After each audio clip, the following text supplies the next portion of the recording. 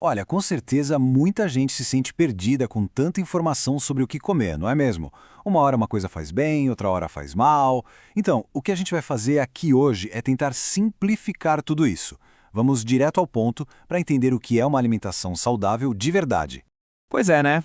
Comer, uma coisa que deveria ser simples, prazerosa, acabou virando quase um campo minado, cheio de ansiedade e de dúvida. A grande questão é, como é que a gente chegou nesse ponto?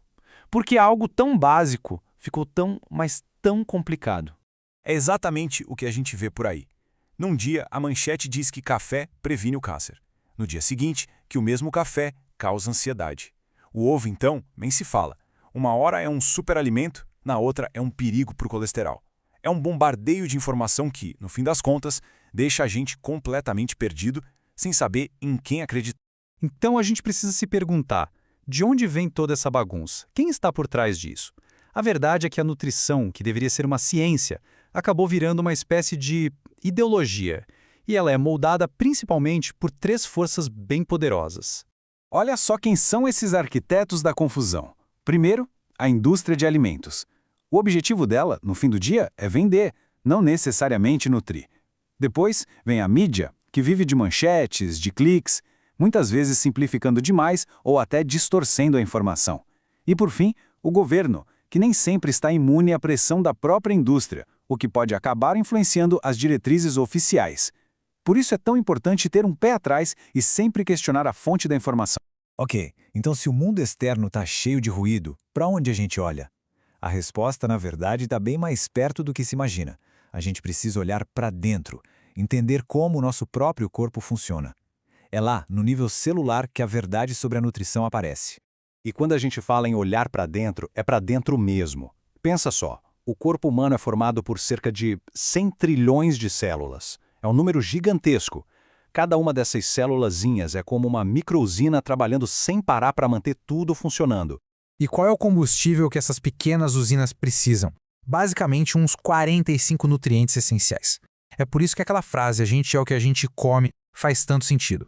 Porque são esses nutrientes que dão a matéria-prima para as células fazerem tudo. Gerar energia, se reparar, construir defesas, tudo mesmo. Só que tem um problema. Nem tudo que a gente coloca para dentro é nutriente. Existe uma outra classe de substâncias que consumimos, os chamados xenobióticos. O nome parece complicado, né? Mas a ideia é simples. Xeno vem do grego e significa estranho. Ou seja, são coisas estranhas para o nosso corpo. Corantes, conservantes, adoçantes artificiais, tudo aquilo que não é nutriente de verdade. E é aí que está o grande X da questão. Olha só o contraste. Os nutrientes são o combustível puro para as nossas células. Já os xenobióticos, eles são como invasores. Eles não só não ajudam em nada, como ainda dão um trabalhão para o corpo.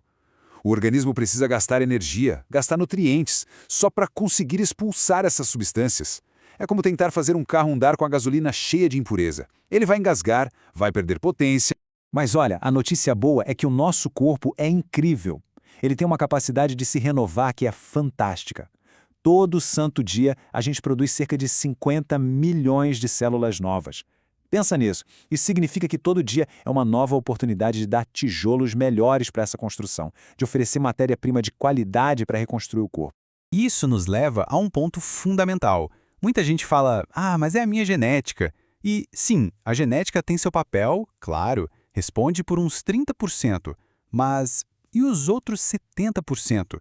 Esses 70% são influenciados pelo ambiente, pelo estilo de vida e, principalmente, pela nutrição. Ou seja, a maior parte da nossa saúde está de fato nas nossas mãos. Isso dá um poder de escolha gigantesco, não acha?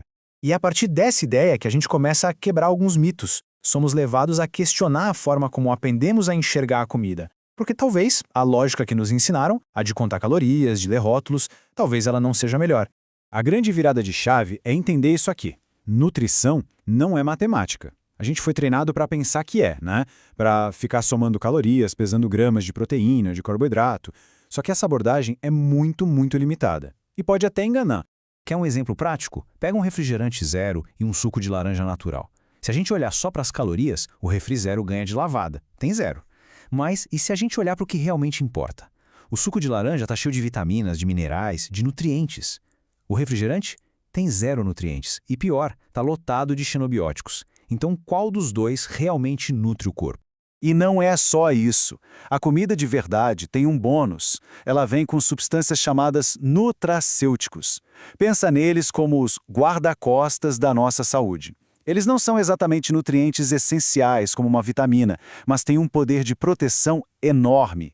O licopeno do tomate, que ajuda a proteger contra alguns tipos de câncer, é um exemplo perfeito disso.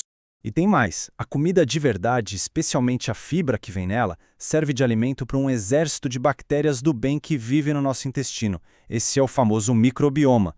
Manter essa galera feliz é fundamental para a nossa imunidade, para a produção de vitaminas, para o nosso bem-estar como um todo. Certo, muita informação, né? Mas e na prática? Como é que a gente usa tudo isso no dia a dia? A boa notícia é que não se trata de começar mais uma dieta maluca e restritiva. Pelo contrário, o caminho é muito mais simples. É sobre voltar ao bom senso. Em vez de ficar tentando decifrar rótulos que parecem escritos em outra língua, a proposta é usar um filtro bem mais simples. Da próxima vez no supermercado, é só se fazer 3 perguntas. Primeiro, isso aqui é comida de verdade? Segundo, isso veio da natureza? E terceiro, qual foi o caminho que isso fez para chegar até aqui? Se a resposta for um caminho bem longo e cheio de processos industriais, talvez não seja a melhor opção. Pensa naquelas histórias dos nossos avós, bisavós, pessoas que viveram muito e comiam banha de porco, toucinho, mas qual era o segredo? Eles comiam comida de verdade. O corpo evolutivamente sabe o que fazer com a gordura de porco. Agora, ele não faz a menor ideia do que fazer com um adoçante artificial ou um corante sintético que foi inventado ontem. Esse é o ponto. Então, a grande reflexão que fica é esta. A gente está comendo comida ou está comendo um produto alimentício que foi projetado para parecer comida? Separar uma coisa da outra é o que nos dá o poder de escolha, é o que nos dá a confiança para se alimentar. E a pergunta que cada um pode se fazer é, na próxima refeição, o que será escolhido? Comida ou produto?